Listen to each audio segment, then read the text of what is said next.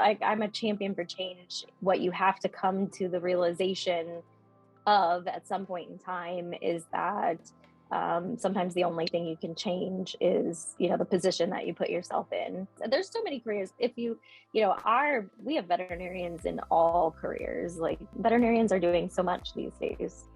Hi, I'm Dr. Sprinkle, and you are listening to the Vet Life Reimagined podcast. Today, you will meet Dr. Heather Kvitko-White.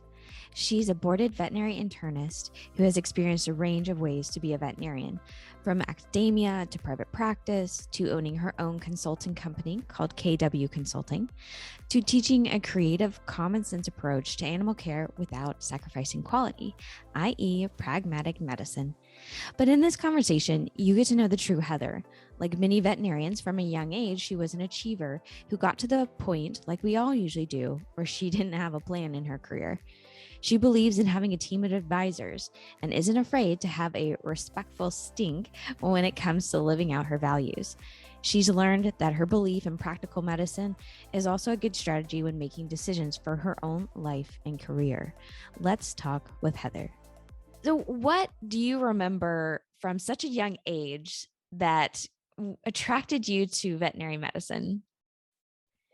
Yeah, I'm such a lifer, right? That like what at 5, other than, being a 5-year-old kid and liking the idea of working on animals kind of really attracts you to that. So, I don't know. I just know that, every little exposure that I had, at different ages, like I think probably take your daughter to work day, right? Or take your child to work day, in whatever grade that is, 4th or 5th. I know I went to a veterinary hospital and, I vividly remember, that they did a little tiny necropsy on a little parakeet and, like just seeing kind of multifocal lesions in there, whether that was cancer or granulomatous disease, who knows? I don't know. But like those types of experiences that, for some people are like no, I'm running out the door. And, for me, it was just always like a cumulative, like, yes, I want to come back, show me more.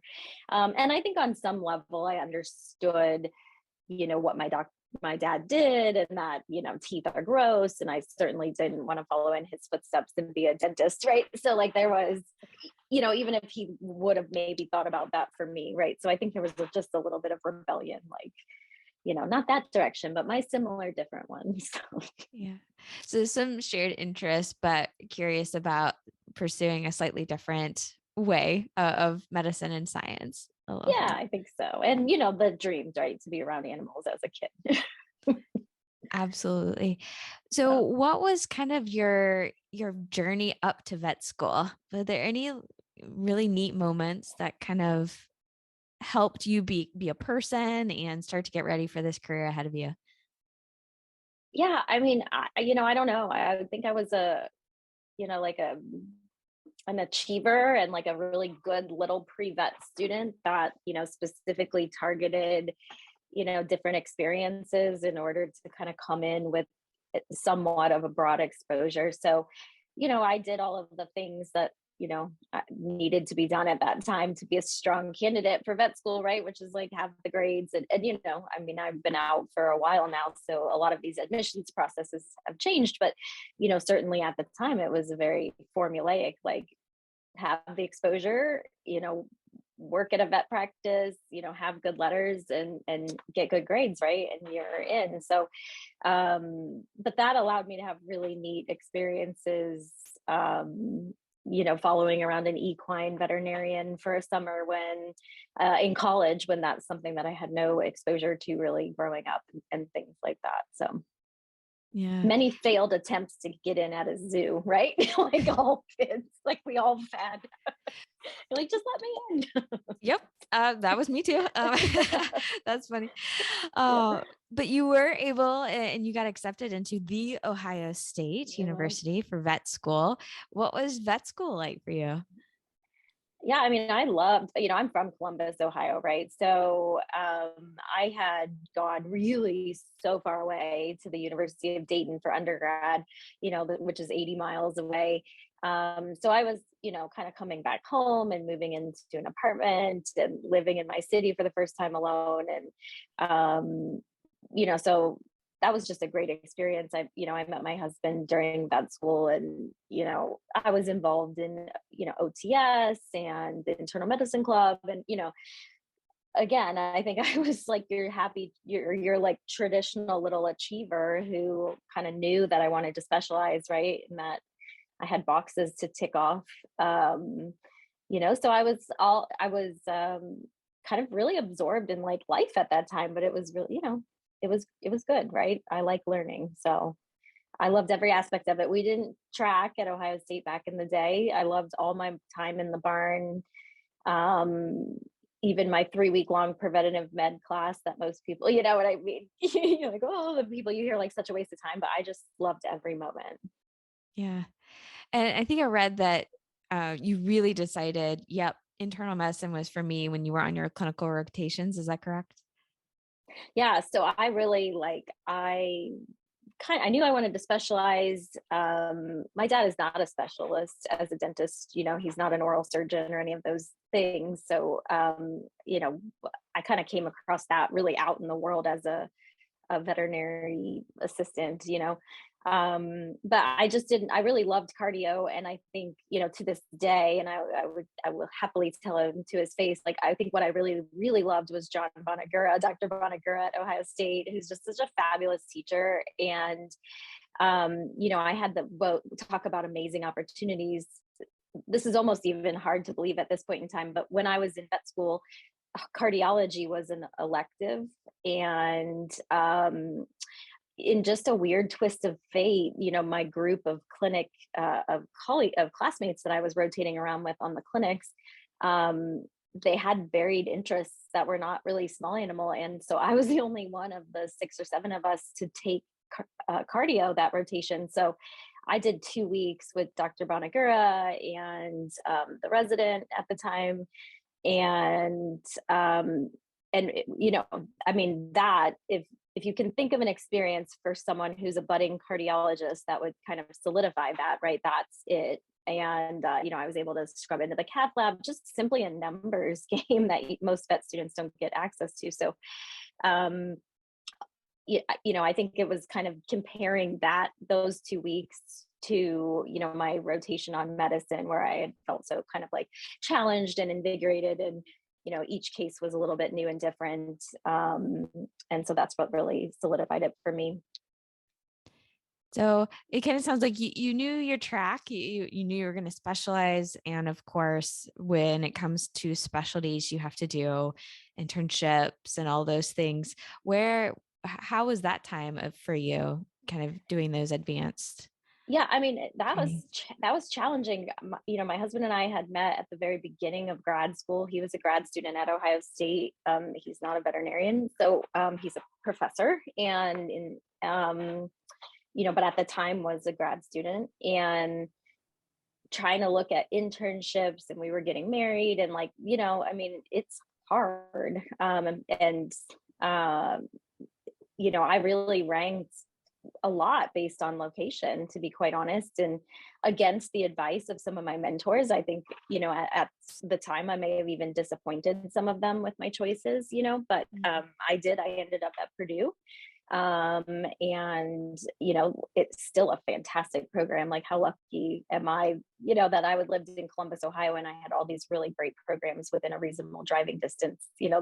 It's very different, right, in other parts of the country. So I did my year at Purdue, and in a time where they didn't have even primary emergency yet, which meant that all we had were tertiary referral cases. So these were like really sick animals. So what a great place for a budding internal medicine specialist to be doing like full pneumonia workups in the middle of the night, and full blood work and collecting blood cultures and imaging and stuff. So a very different internship experience than most people have had. I never unblocked a cat, like until I was in my residency. So then I matched at Texas. My husband and I were still trying to juggle his, at that point in time, postdoc with I guess what would be my postdoc. And, we lived apart for those 4 years. We managed to live close, like Columbus to, West Lafayette was about 6 hours. And then, my biggest thought when I matched at Texas A&M, which was kind of a safety school for me, if I'm being honest, was like, we didn't really have anything lined up for my husband yet for a postdoc. And he was really supportive though, and he was like, "Give me a day, and I'll figure it out." And he did, and he got a fantastic postdoc at a great lab in Austin. And of course, we had to be willing to live apart more than we lived together and have two households and things. But it was really serendipitous experience, I think, for both of us. So not at all I was I was the only person to match for a residency actually of my internship class. It was just a difficult year. And to like be aware of how amazing it is that you matched, and then but also deal with the emotions of like, I don't know how we're going to make this work, and it's, people make different choices. My resident mate chose to only rank a very small list of schools, but then was able to scramble and ended up at Texas A&M the next year. And, so that's obviously a big deal when you're going through that phase of life. And it's especially hard when you're attached to someone, when you have a relationship already, if you do. So. Yeah.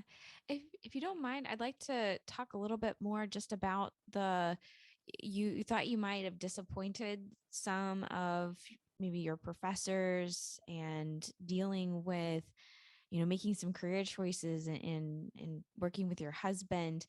Do you mind just sharing maybe some advice for people who might be going through this? Yeah. You just have to decide, right? Like, again, I feel like I'm coming from such a privileged position because I'm sitting here saying like, oh, poor Heather, I had to choose between, Purdue University and Penn or something, you know what I mean? So, but one of the things that I've kind of learned throughout this experience, or really, I guess, come to consider is, if you have any inkling like of what you want to do at the end, and it's okay not to, but if you're one of these people that kind of already sees yourself, like, perhaps you're already in a committed relationship, maybe you're already living like where you want to live or where you see raising a family and that type of stuff, kind of look for the opportunities that are really the quickest means to an end, right? My goal was to stay in academia, and right, so sticking within academia was necessary, really, at the time. We know we can be a little bit more flexible, but I do tend to agree with the sentiment that it's really hard to get back into academia once you've left. So but that limited my choices, but it doesn't tie my hands. And in my specific situation, I think I was probably very well set up to do an internship under the, plan of potentially becoming a cardiologist, at, other universities. And, I just went with what was going to make my young marriage survive. And it was a hard year. It was a really hard year. And I can't imagine what it would have been like if I was more than a drive away. Yeah. Did you have mentors or friends or people around you? Yeah, I've always collected a stable of mentors, and I've now learned later in my career, like, it's kind of like having a personal advisory board, and now I actually do, to some extent, very consciously think about who are the people that I'm reaching out to, and who are the people that are advising me, and this is how I've been. This is how I was as a student and an intern and a resident, is like, collect all the opinions, tell me everything you think, like, what are your thoughts, what do you recommend, what were your experiences, and then whether it's what I'm going to do with my life or what I'm going to do with this patient, at the end, I kind of formulate my decision based on all the information that I have. So I've always been like this opinion collector, and that doesn't mean, I can get an opinion from one mentor and be very thankful and appreciative of that opinion and leave the phone call and be like, yeah, I'm not going to do that. You know what I mean? Yes. But it's really important to hear various perspectives. So I couldn't function without the people that are involved in my life as my mentors. And that includes peer mentorship, peer-to-peer mentorship. Now I'm kind of reaching a phase in my life where I have some kind of mentee type relationships of my own too. So, Yeah. Well, I hope we can get into those. Absolutely. yeah. So from your internships and your residency, what was it like you becoming certified, your licensed internist? What was the next step of your journey? Yeah, I mean, I like just like that school, I loved my time in my residency, and I had really great teachers and mentors in my residency. Um, uh, in particular, people that had been out in practice and kind of really got it, what it's like to, um, you know, operate, I guess, outside of the teaching hospital. So I loved every minute. It's of course hard work. Like I don't even know in hindsight how we did that, how I did the hours, how my dogs did the hours, like I just, but it was, it was good. I had a really supportive teaching environment with great resident mates. And, these are not things that every person is guaranteed when they go through their experience. Like, you know, at the end of the day, right, the the best thing you can hope for is to find colleagues and friends and mentors, right, that you just naturally connect with. But that may or may not be the case. So it's a high pressure environment, and it brings out the worst of everybody. And so it's a really important learning environment. And you just kind of, for me, I'm like a sponge for information. So for instance, a lot of times in the morning, my resident mates would run off to like make phone calls and get their day started and organized and stuff like that. And I like to hang out in the back of the room while the professors did student rounds because, at a very minimum, I was learning how they presented information to students, right? Even if I had heard it all before at that point in time. So so just lots of opportunities to learn and see and watch and grow in that environment. Definitely relate on the learning aspect of that. And especially, it sounded like you were interested in academia. So that's very valuable to learn how to teach as Yeah. well. Yeah. So, what were you looking for after your residency and then in your next step for your career? Yeah, I mean, I wanted, I really envisioned myself, staying in academia. And, of course, my husband and I, him being an academic as well, we would kind of fantasize, I guess, about going back to Ohio State because, um, universities that do what he does, there was a reason that we were both there at the same time, right?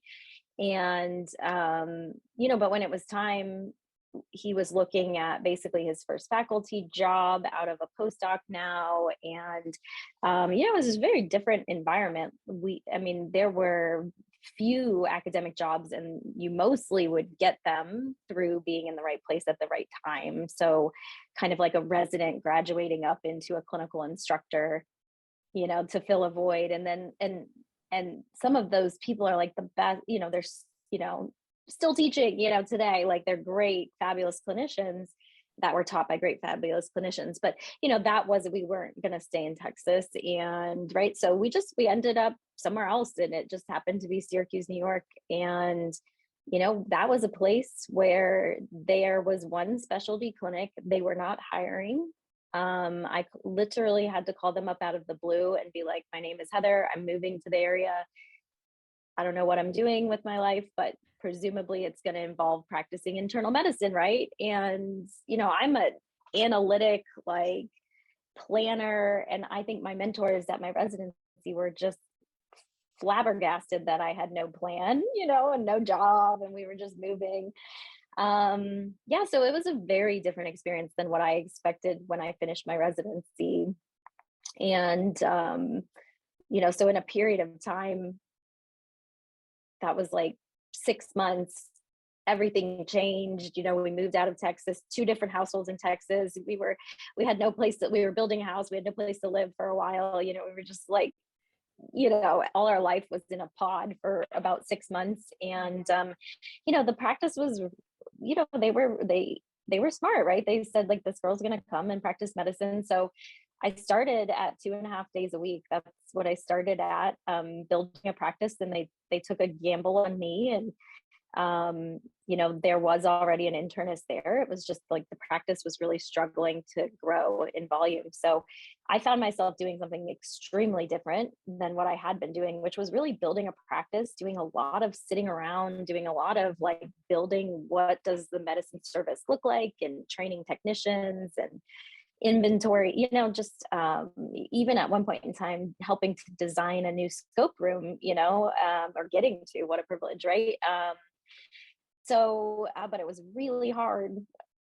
Nobody really prepares you for what it looks like going from working 80 hours a week to 2.5 days a week as like a busybody who's been checking boxes your whole life, Yeah. or teaches you how to build a practice, or, even maintain your own scope equipment. I did not know, right? And you become an instant authority, of the newest academician to enter the building that's supposed to know all the current up-to-date everything. And you've come to find out that everything you do is kind of like jury rigged together in the real world, right? Your equipment, and trying to do an esophageal balloon and you can't inflate it. Like, it's very frustrating, I think, once you get out into practice, going from that academic world where everybody does everything for you, and anesthesia plans your plan, and your students move your patients throughout the hospital, and and then all of a sudden you're doing everything. Yeah. You're calling labs and setting up accounts because this practice is not used to sending things to the GI lab, for instance, right? And you're like, oh my God, I was just trained there. I can't possibly function without that ability. So it was just it was like a crazy time. And then, adding that to me, the pressure of supporting myself, right? This concept of like, these people are paying me money and I need to be producing something to be, right, kept around. And you need to show constant growth. And even working with a management team that was so wonderful, in the way that they taught me what contracts look like and what production numbers are and why my terms were the way that they were and what that meant, on the back end of the financials. And so I was really lucky because I got that kind of on the job training. I ended up in a specialty emergency clinic that was privately owned. So yeah, and long story short, it was very different. And in 2015, like a year after I left school, or left my residency, I put in to give a talk at ACVIM with my former faculty, who had finally left after about 5 years of being one of these former residents, now clinical assistant professors with a 1-year contract that they can never get any job security. She left at the same time, and we were both just like, so we hatched a scheme to kind of share what that transition was like for us for the first time. And that conversation's been had at Forum, a couple times now. 3 times now. I've been involved in it twice. I was having a baby the 3rd time. But really, I think those conversations back in 2015 were some of the first conversations about how the transition from academia to practice is greatly impactful for young professionals as far as well-being and burnout.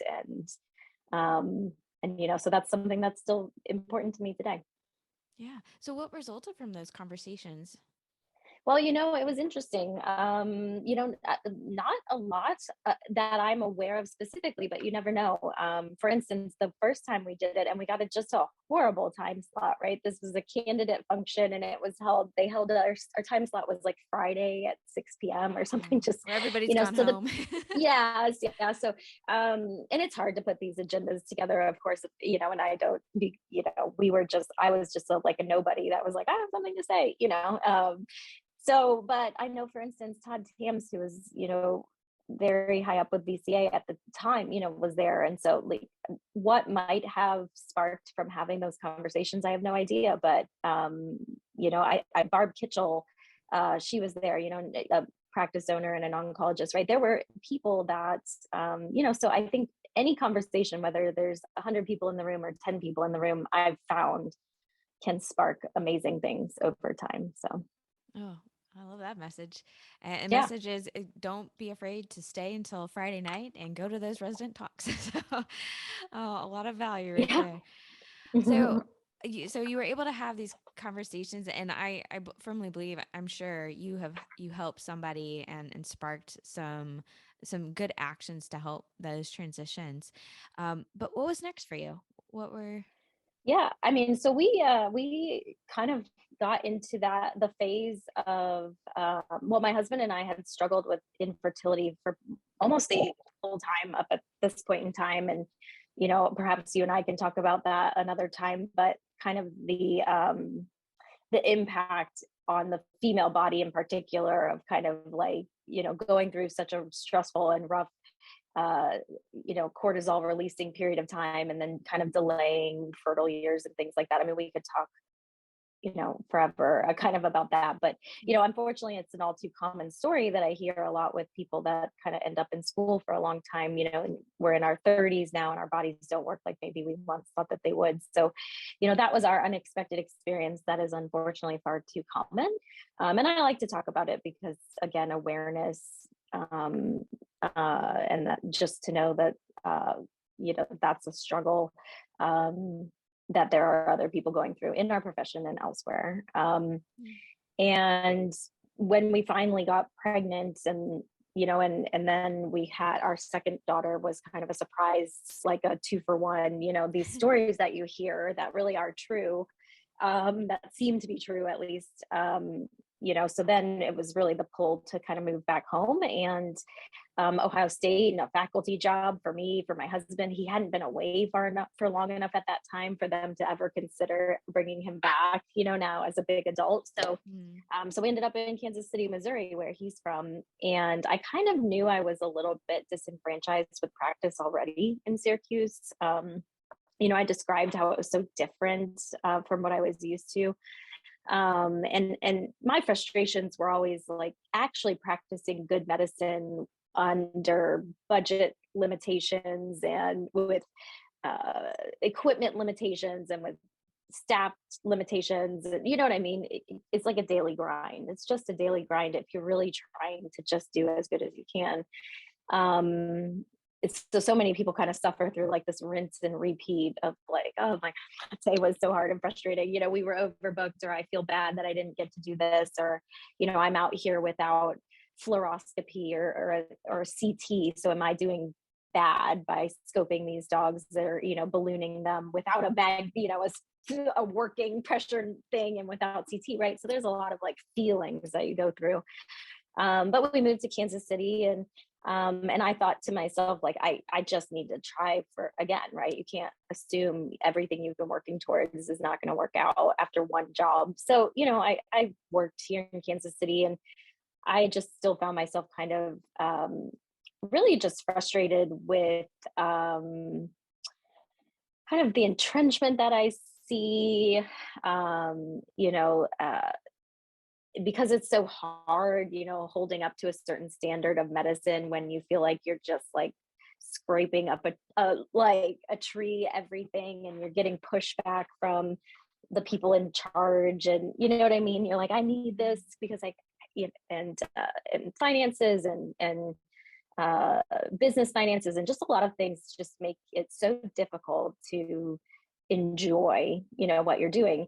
And this is just very recent of kind of my personal, like, professional journey, which is something that started back in 2018 for me. And I'll preface it by saying I'm one of those people, like, I'm really motivated by patient outcomes, and I'm really motivated by improving patient outcomes and how we can do that through education, both in school and after school. And,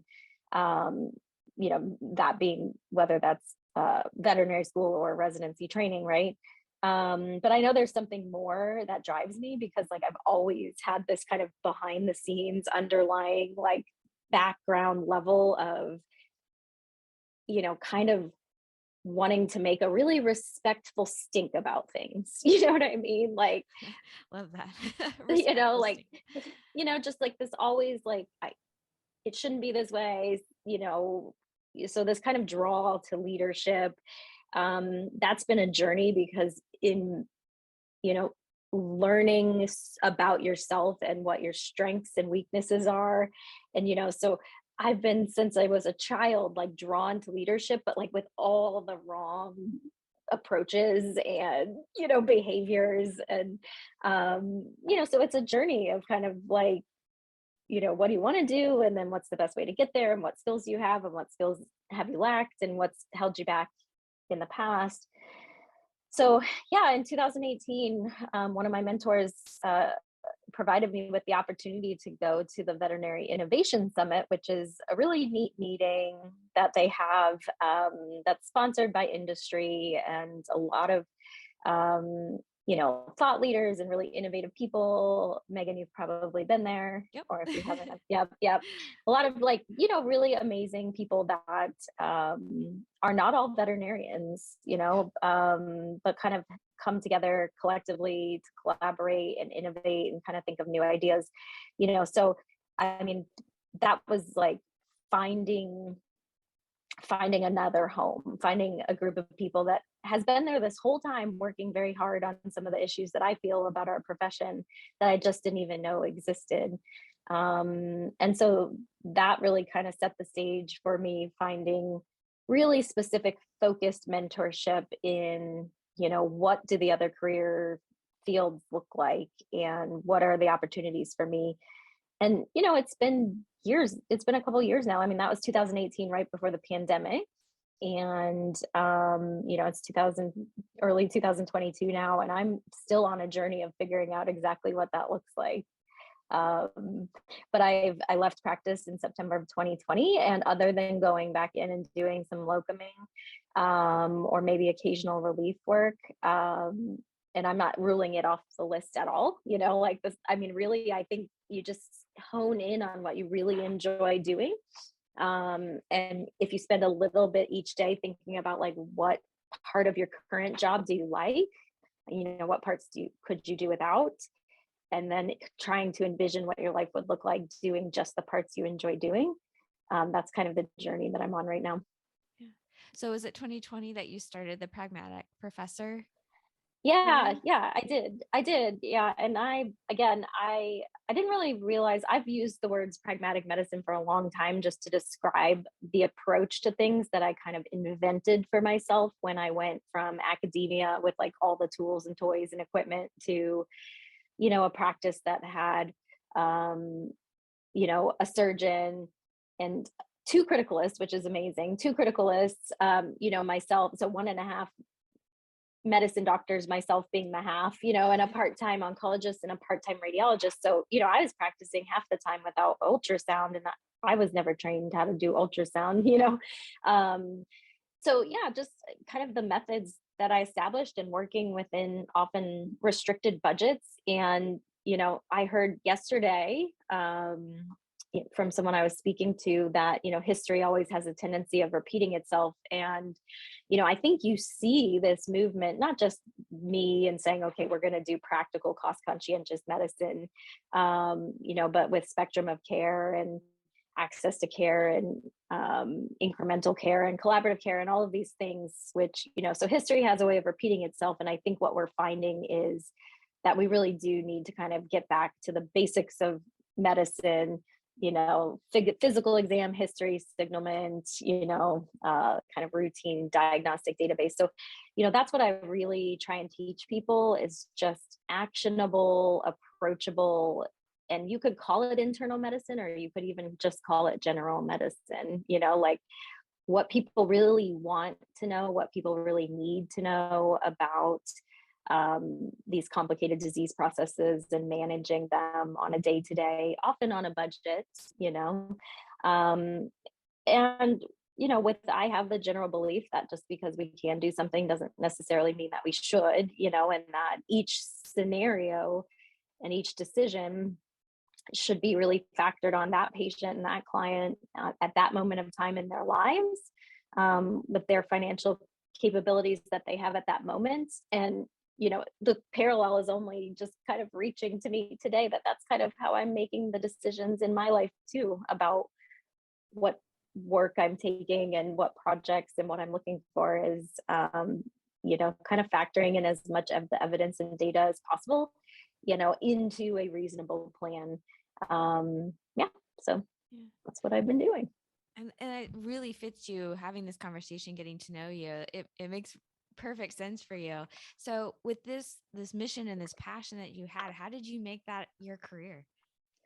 Yeah, I mean, I just at some point in time, I just had to leap, and I did not have a plan, but I had at that point in time been thinking about this and working on, my own values, my own mission and purpose and drive, and I'm still figuring out. I don't think anybody like figures that out, but so doing some really serious foundational research with the guidance of mentors, which I think is the first step for anyone. You have to really do some inner assessment, and it's uncomfortable, right? Like being like, okay, Heather, what are your strengths and weaknesses, right? And are you better leading a group? Are you better doing independent work?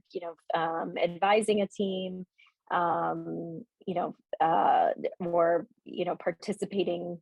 You know what I mean? Or being the group leader and things like that. And also really thinking about what my priorities are in life, including family and, making a decision to live in a place with no veterinary teaching hospital, which was a very formative decision when we did it. Like I understood what that meant, when we said we would live in Kansas City. And on some level, I understood that there's a lot of industry here and that, if clinical medicine wasn't going to work out for me, I was going to have to find a non-traditional path. So, I've been a lifelong networker and connector and, so I basically just jumped, I found out there was an opportunity to do some locuming and that was well timed enough with my financial capabilities that it would buy me about a 4-month period of time to just like start tapping into my network and seeing what was out there, right? So that's what I did. And then, from then until now, and it's still my everyday. On any one day, like I could have a call like this. I could be, yesterday I was talking to, high up leadership, thinking to myself, how did I get on this phone call? You know what I mean? Or I'm making content, or I'm just nose to the grindstone making PowerPoint presentations to go out and kind of teach this style of medicine to people. So, and monetizing, what you love to do, it's and the financial risk and all of those things, whether I were to open a practice or basically support myself as a business, which is what I'm kind of doing right now, there's a lot of financial risk and planning. And, so my vision for kind of my future just looks a little different, and that's it. I mean, you just at some point in time have to get brave enough and it helps when you feel like this is enough. And I don't like the person that I am when I'm in my current situation. Ooh, that is a good measure. Is do you like yourself in the position you are in? I think that's a really good North Star to feel. And I think people, I'm a change agent, right? I'm a champion for change. And I think, of what you have to come to the realization of at some point in time is that sometimes the only thing you can change is, the position that you put yourself in.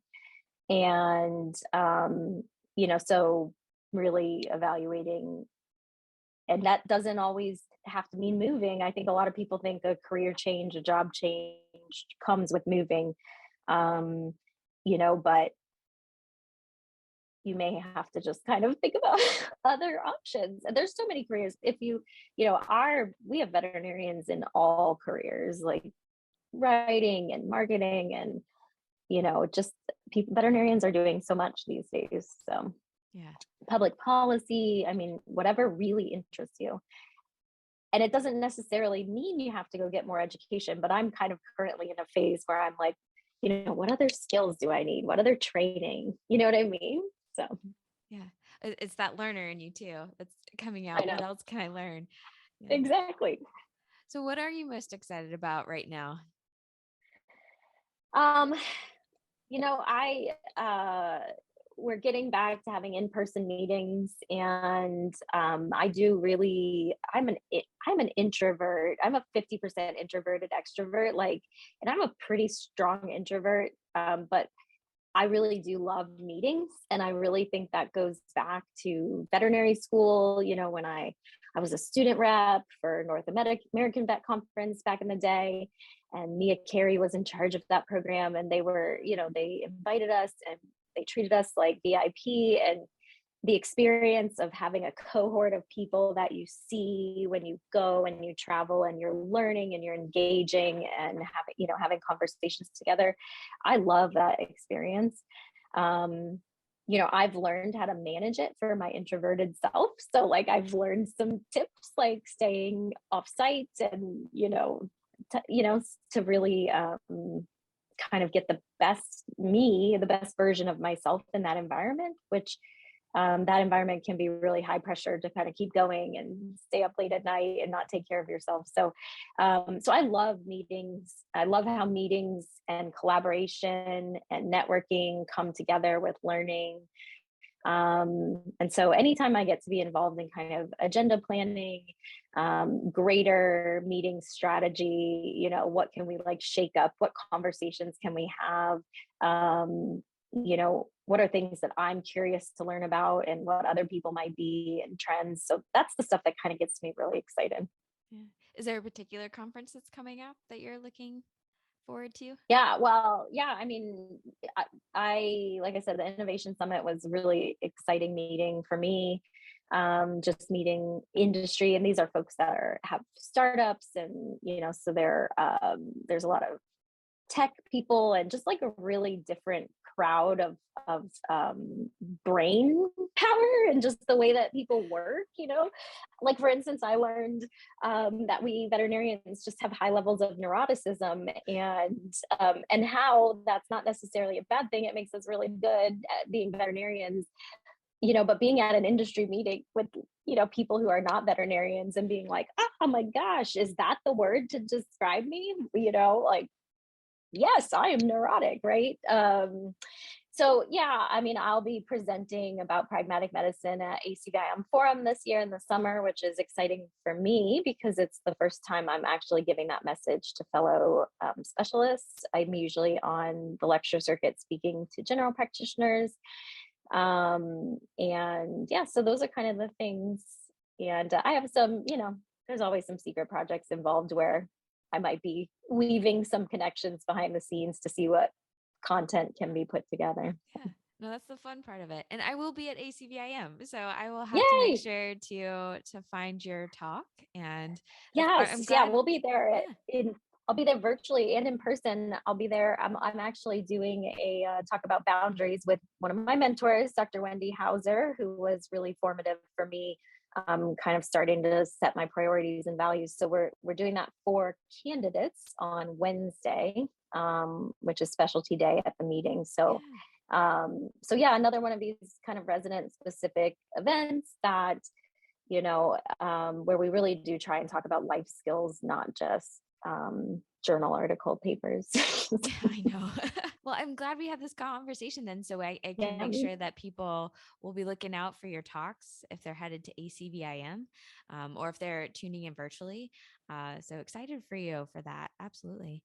thank you. Yeah. Yeah.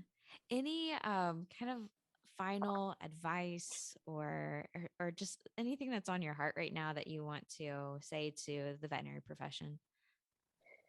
Yeah, I mean, I think and we're going to talk about this in our personal boundaries talk too. But I think it's really easy to kind of look at the situation that you find yourself in and think, that everything around you needs to change. No. Like if we were just doing it this way, or, if I could just get this or have this piece of equipment or whatever. And I think people get really kind of entrenched and, just like I said, frustrated, and you're going to a situation where you kind of know it's really impacting your joy. And, there is so much instability in my life when I was practicing. And I still have a lot of instability in my life, like I don't know what I will be doing 3 months from now. But my, my person, whether it's your soul, your spirit, just who you are, who Heather is as a spouse, as a mom, uh, this is just what I need to be doing right now. And kind of,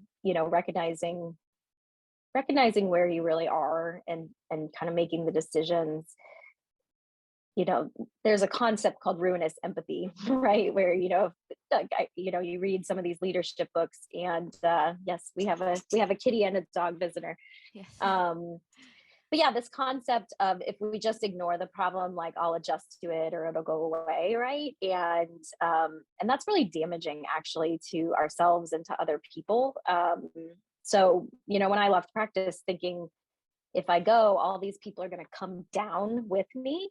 Like when I left, day services at my location closed down. Like having that type of pressure of, I'm responsible for these 4 employees and half of the animals in my town. What happens if I go and there's nobody to do ultrasounds? And I think that holds people, in their spot, but we don't really answer to anyone but our loved ones at the end of the day. And every single person who I was worried about when I made the decision I needed to do for me, every one of them is in a better place now, because we were all kind of holding ourselves down.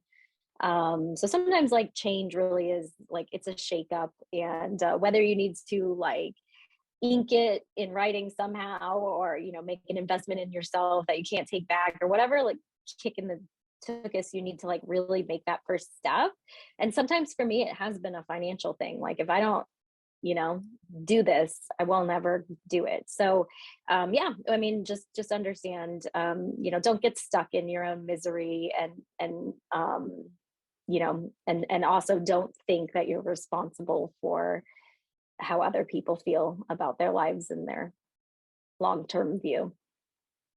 That is definitely a message a lot of veterinarians need to hear. I have found you and a very relatable, I think, not only to myself, but I know that a lot of veterinarians have had a lot of these same feelings. So I'm glad that you came to talk today. I do have a final few questions, to call them rapid fire questions, Yes. to end the session with you. So what is one thing on your bucket list? Oh my gosh, going to Australia. Oh, I've been. It's fantastic. I know, I'm obsessed. My girls love the show Bluey, and I've become obsessed with the idea of, like, living in Brisbane. Nice. Place looks like heaven. We'll see. What is a simple moment that brings you joy? Honestly, and this, like, I have, like, the cat and the dog. You can't really see them here; they're slightly off screen. But my lifelong dream of having a cat and dog that just, like, love each other and play all the time, and like just looking at them, I'm like, oh, it's the best. Perfection and peace. Yeah. If you could create one law that everyone had to follow, what would your law be? Oh my goodness. Merging like a zipper. What do you mean? Say more. Oh, like when you're driving in a car, right? And you have to merging like a zipper, one and then the other, and then the other, and then the other. That would be the law. Yes. Amen. We're going to put that on a bumper sticker. Right, because, like, if right, whenever anybody's talking about people can't drive in whatever city, it's because of merging. So yes, learn how to drive, people. yeah. And finally, what is one thing you are grateful for? I'm honestly, I'm grateful that I have like a really supportive spouse and family that, you know, kind of uh, have been supporting me through this crazy idea to, after taking all this time to become a specialist and practicing, as a specialist in private practice for 7 years, to kind of look and just kind of jump, right? And that requires a really supportive system of people that believe in you, and believe in, if they believe in you so much, or in this case, they've believed in me so much, right? Then you find the ability to believe in yourself too. Surround yourself with people who believe in you. I like that. Yeah, and tolerate you even at your worst. Even more so. Yes. Yeah, exactly. Having these conversations gives me so much joy and purpose. We are all part of a wonderful profession. You can live out joy and purpose too. If you liked this episode, please subscribe to the podcast. You can also watch this conversation over on YouTube on the Vet Life Reimagined channel. If you know someone who would be a great guest, please reach out. Until next time.